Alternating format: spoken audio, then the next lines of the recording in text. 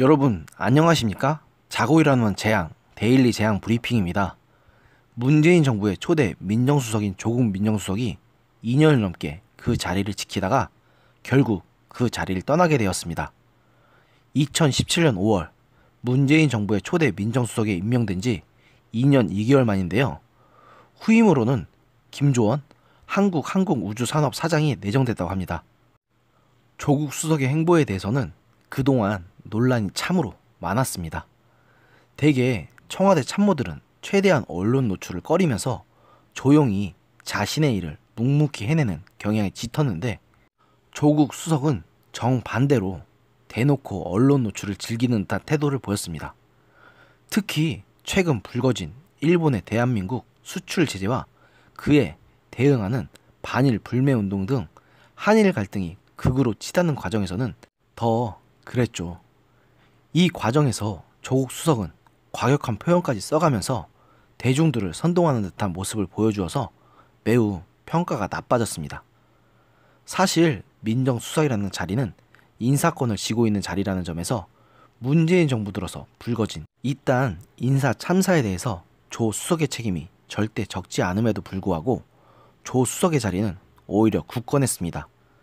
더구나 저런 식으로 대놓고 국민들을 선동하는 모습을 보여주었는데도 언론과 지지자들은 오히려 조국 수석에게 잘한다는 식으로 부추겨서 우려를 사기도 했습니다. 다들 잘 아시는 대로 현재 조 수석은 법무부 장관으로 입각할 것이라는 시각이 유력합니다. 물론 사법고시 한번 패스한 적 없는 법학과 출신이자 이번 정부 들어서 너무도 많은 구설수에 휘말린 조 수석이 법무부 장관이 된다는 점에서는 많은 분들이 우려하고 계시는 것이 사실이고, 또 저 역시 좋은 시선을 보내기는 힘듭니다. 하지만 그럼에도 불구하고 문재인 대통령이 왜 그럴 수밖에 없는지 한번 생각해 봤는데요. 이건 결국 문재인 정부의 특성에서 기인하는 문제가 아닐까 하는 생각이 들었습니다. 문재인 정부는 자신들과 뜻을 같이 하는 사람들이 아니라면 의견조차 들으려 하지 않는 성향이 강했습니다. 그래서 전 정부와 성향을 같이 한 인사들은 물론이고 중립적인 성향을 보여준 인사조차 일절 등용하지 않고 철저하게 자신들과 코드가 맞는 인사들만을 엄선해서 온갖 요직에 앉히고 있었죠.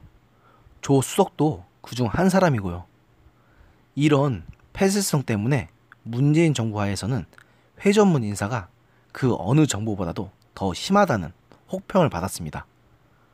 비슷한 사례로 공정거래위원장을 지내다가 이번에 청와대 정책실장으로 자리를 옮긴 김상조 정책실장이 있었습니다. 또 우리 편은 아무리 많은 문제가 있어도 반대를 무릅쓰고 임명을 강행하는 모습을 보여주는 것도 문재인 정부 인사정책의 큰 특징 중에 하나입니다. 이번 정부 들어서 윤석열 검찰총장까지 무려 16명의 인사들이 국회의 청문회 보고서가 채택되지도 않았는데도 임명이 강행되었죠. 이거는 그냥 우리 편은 아무리 많은 문제가 있어도 그냥 의리로 감싸준다는 인식을 줄 수밖에 없는 대목입니다. 이건 뭐 조폭도 아니고 진짜 기가 찰 노릇 아닙니까? 결국 아무리 많은 문제가 있어도 조 수석의 법무부 장관 임명은 지금까지의 사례로 볼 때 그냥 강행될 가능성이 매우 높습니다. 하지만 이미 임명 강행된 인사들이 이곳저곳에서 마구 문제를 일으키는 것도 볼 때 이런 식의 임명 강행은 결국 문재인 대통령과 현 정부에게는 독이 될 것이 확신합니다. 문재인 대통령님, 임기 초의 약속은 이미 지킬 수 없는 약속이었음이 증명된 것은 압니다. 하지만 이제부터라도 국민들과의 한 약속을 최소한 의식하는 모습이라도 보여주시기 바랍니다.